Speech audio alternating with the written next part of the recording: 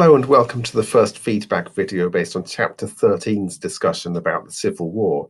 In this video, I'm just going to cover the first question because I think this is quite a big question and deserves a clip to itself. And this was, what advantages and disadvantages did the two sides have going into the Civil War? I'm going to list what I see as the main, most important ones. You might have come up with others. There's a lot you could talk about in this question. The North. I'll break it down into advantage, disadvantage, though clearly there'll be some overlap. Northern advantages are southern disadvantages and vice versa. The North's advantage, it had a huge industrial base, probably the biggest industrial economy in the world at that time. 97% of industrial output was in the North. It had a larger population, and a larger population which was free. They could mobilize that population more effectively than if, as was the case in the South, a lot had been slaves. As part of the industrial advantage of the North, it had an extensive railroad network, linking the Midwest with the East Coast, linking the North together in a fairly coherent way. And it had an established government.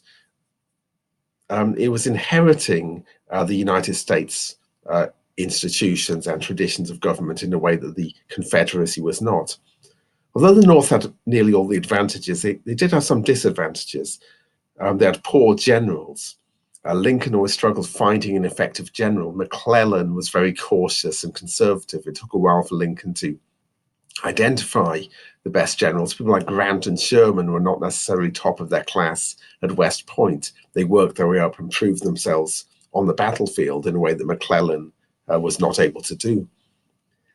And although the North inherited the United States government infrastructure, they were not always that able to turn that into an effective federal government and an effective army. The army was a bit of a rabble at the beginning of the war. At Bull Run, the first major battle, they basically ran away. Looking at the South now, they didn't have so many advantages. One advantage was they dominated cotton. This wasn't an industry in the way that the North had. It was a cash crop, it was agriculture, but it gave them an economic weapon they could use. Northern industry in the textile industry was reliant upon southern cotton, as was the industry of the United Kingdom.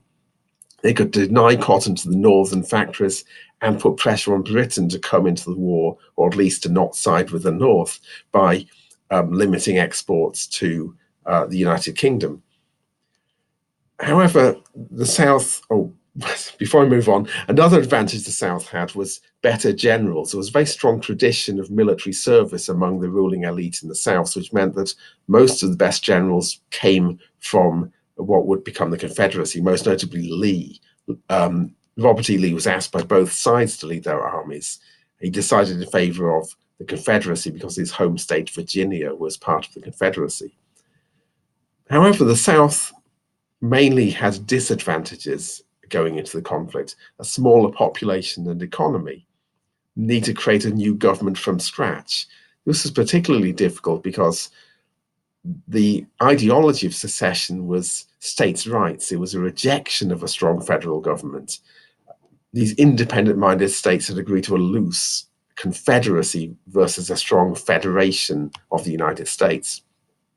And the Southern government, as well as having to invent government institutions out of nothing, also had to persuade these independent-minded states that they should contribute taxation, that they should accept the authority of Jefferson Davis's administration, etc. And as well as having a smaller population, a lot of that population was slaves. They could not be mobilized in the way northern population could be. They could not be made into troops. There was a last-ditch in the last days when the South was falling apart, attempt by the Confederacy to arm slaves, but that never actually happened. The war ended before any former slaves were given a gun. Not only could they not be mobilized, it could potentially also be a disadvantage if they rebelled, if they ran away, both of which, of course, happened, particularly after Lincoln issued the Emancipation Proclamation.